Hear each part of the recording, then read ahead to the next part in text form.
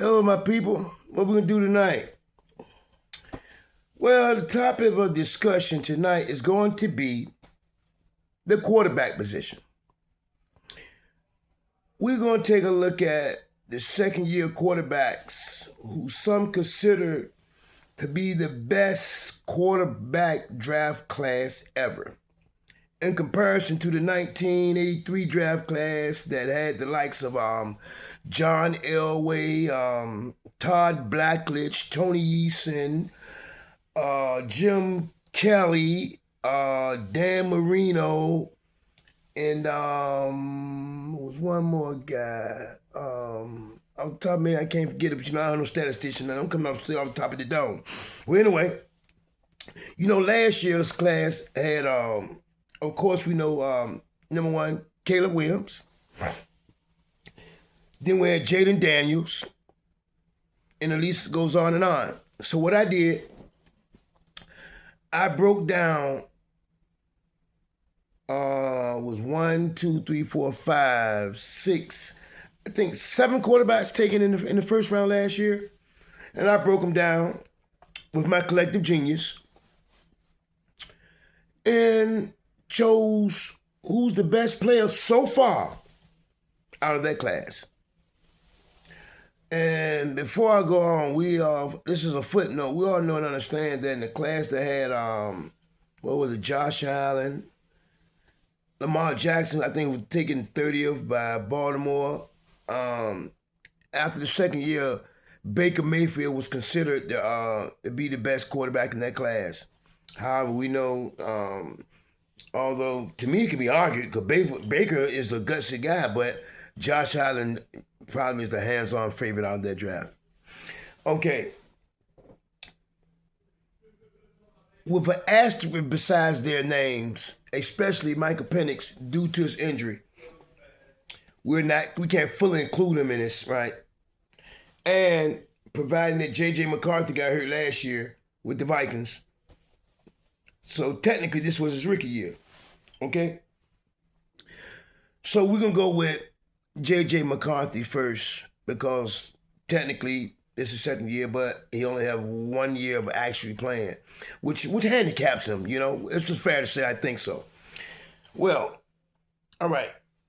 J.J. McCarthy, his rookie year, he had 1,632 yards passing. He had 11 touchdowns and 12 interceptions. And when you look at his receiving core, he has arguably the best receiver in the game in Justin Jefferson. He also has Jordan Addison, I think of his name, and Jalen Nailor. He's a journeyman. I mean, I don't know if he's a journeyman, but he's capable. That's a pretty decent receiving corps. But we know how that fared out. But hey, we give him a pause because technically he's a year behind.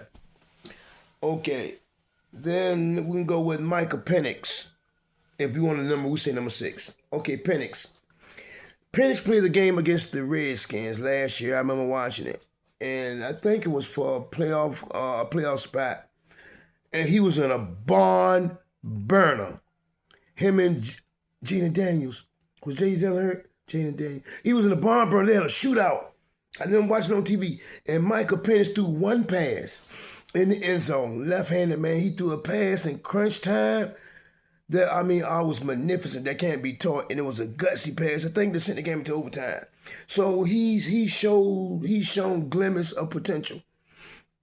I don't want to say that he regressed this year because he didn't start a year off last year. I think, who was it? Kirk Cousins started off. I think Kirk Cousins went through like a 4-game losing streak or whatever, and they benched him in favor of Michael Penix. But it's safe to say Michael Penix is the future for the Atlanta Falcons so far. But the jury's still out, and he got some growing to do. But I like what I see out of Michael Penix Jr. Okie dokie. Let's go with number 5. Now, this guy here, I didn't see much of him in college. But he's passed my eye test because he has things you can't coach. That moxie, he's gutsy, he has no quit attitude, great leadership ability, and he's playing for teams that's in the doldrums, has been for years, a la New York Giants. This, what is it, Jackson Dart. Jackson Dart had 2,272 yards passing, 15 touchdowns, 5 interceptions. Suspect running game. His wide receiver core was Brian Wandale, Malik Neighbors, who got hurt, Darius Slayton, me, you, and my nephew. That's who he was throwing to. But for a minute there, they looked good. They was in some ball games, and he played his behind off. So we'll go with it. We'll stay there with old Jackson Dart. Now, this is when it gets interesting.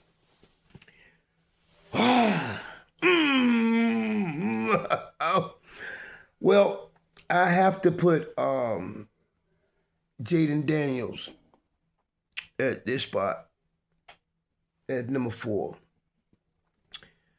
Last year, Jayden Daniels had a year that practically was unheard of for a rookie.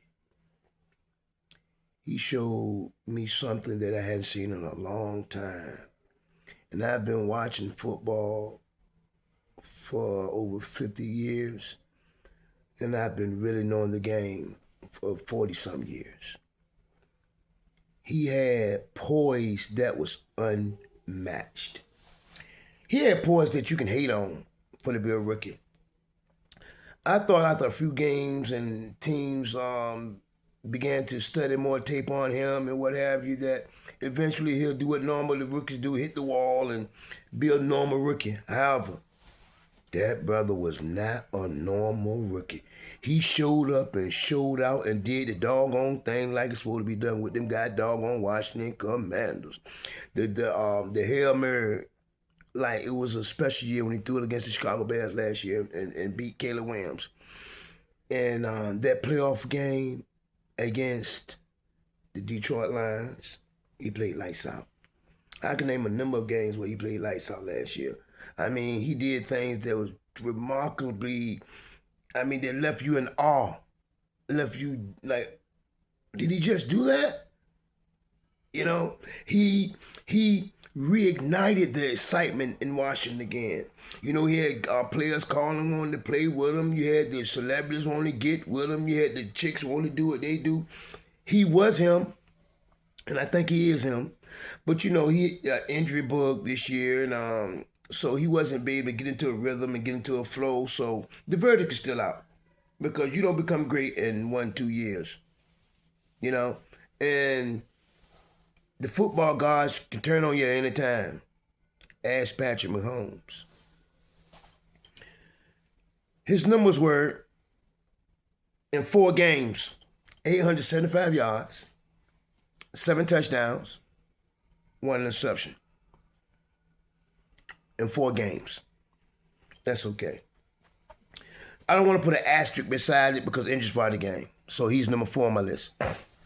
Now, we're down to 3. And for me, this was difficult because I don't have any biases, you know. And when you are a sports fan, aficionado, you can't have biases. And at number 3, I'm gonna have to put Drake May. Drake May, he's still a work in progress. Yes, he helped take the Patriots to the Super Bowl, but in the biggest game and on the biggest stage, he showed exactly who and what he was. A second-year player who still have a lot learning to do and a lot of more growing to do. He may be the best pure passer out of all the aforementioned quarterbacks. However, he wasn't the Drake May that we've seen all year long. He was exposed by the Seattle Seahawks. He was rattled, made poor throws, inconsistent throws. He didn't show much leadership. He put his head down, but he made one throw for that touchdown. That was a beautiful ball. That's why I say he may be the best passer out of all of them. He had Drake May had 4,394 yards, 31 touchdowns, 8 interceptions. That's remarkable. And if I'm not mistaken, I think he came in number 2 if the voting was out. I know when it was between he and Matthew Stafford for MVP. And that's partly due to their record, to their astonishment. And he made some plays that left you incredulous. Hey, Drake May. Now, these last two. Last year, after the year Caleb Williams had, he had a lot of doubters, a lot of haters. Some was even mentioning the B word, bust. However, after watching him, looking at what he had to work with, I knew Caleb would be the guy. And I think after it's all said and done, he would be the best quarterback out of all of them that I've mentioned. Here's the height. Here's the build. He can make all the throws. He has poise. He can get erratic at times, depending on his arms, and make ill-advised throws and ill-advised decisions. Hey, as a second-year quarterback, you expect that. Has a great arm. And he has the thing you can't coach. That thing that when you get behind and you give him the ball and you let him cook. You let him cook, you let him shake and bake. You let him shake out, let him do his thing. There was a number of games this year that they thought the game was over and Caleb Williams just like, wow, played lights out. I was a game, if I'm not mistaken, it was against the Detroit Lions. I think it was Detroit. He made a throw down the sideline. I think it was like 40 yards. And I was like, wow. And when you look at the number of comebacks that he had, that goes to show, that speaks to his leadership. That speaks to him being confident in his ability. That speaks to the will to want to be the best and the will to never give up. Now, he did throw that interception late in the game that cost him the game in the playoffs. And if he can do it all over again, he'll take it back. But however, this is the NFL. This is where the big boys play at. But looking towards the future, the Chicago Bears look very, very promising. And Caleb Williams, he threw for 3,142 yards, 27 touchdowns, 7 interceptions. Ran the ball when he needed to, and the team rallied around him. Here's a coach that believes in him, and the Chicago Bears are relevant again, so be on the lookout. Now, they're number 1 out of all of them, much to my surprise.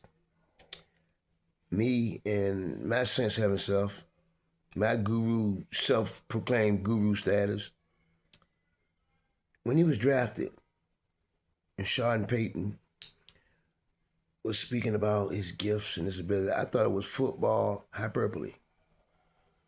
Things that coaches are supposed to play when they draft a player. It's things they're supposed to say when they draft a player.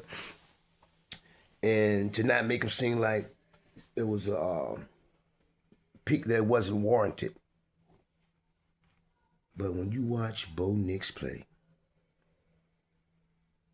Bo throws, Bo goes, Bo shows, Bo knows. Bo Nix, albeit he played in college 30 years, and technically probably was a 10-year veteran, as long as he played in college, played for 42 teams. But Bo Nix has something. He has the it, capital letters. He reminds me of a young Brett Favre with better decision making. If you have Bo Nix on your team, you can never be counted out. I know we all say if was a fifth, we'd all be drunk. Huh? Ooh, yeah.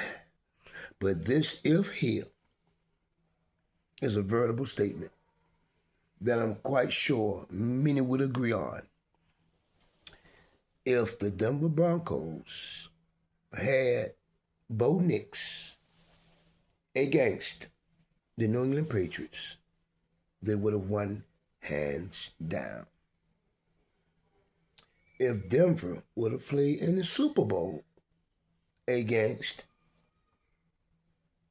the Seattle Seahawks, it would have been a better game, and I believe Denver would have pulled it off. Because you can never count that guy out. He'll run. He's a football player that plays quarterback. 4 for 1, he gonna butt you down and try to get that first down. He ain't running out no bounds. There's something about that kid. And that kid's a winner. And he passed the eye test. You know, if I'm not mistaken, God knows I wish I had me a statistician or something, or I really could do the research like I wanted to do. Unfortunately, I can't, so I give you what I got. But I think he had the most comebacks in the league this year, if not the last 2 years. Now, before the season started, and if we're going to be honest, who would have thought the Denver Broncos would have had the season that they had? And it goes to show that with Bo Nix at the helm, he was the engine that made that vehicle roll. Case in point, Jarrett Stidham. You see what he did? You stick Bo in there. Bo threw for 3,931 yards, 25 touchdowns, 11 interceptions. The future is bright in Denver. Sean Payton is a heck of a coach. They got a good running game. He has great receivers. I think Cortland is a Pro Bowler. He has Marvin Mims, Troy Franklin, and their defense is solid. So they have something to build with, and their future looks very bright. So with that there is my top picks with Bo Nix being the number one quarterback. And it goes without saying that with a little more seasoning and a little more bake, a little more frying, and a little more coaching and patience, I have Patrick Mahomes having a heated real rivalry against the Denver Broncos. Because Bo Nix is here to stay. With that, I say peace.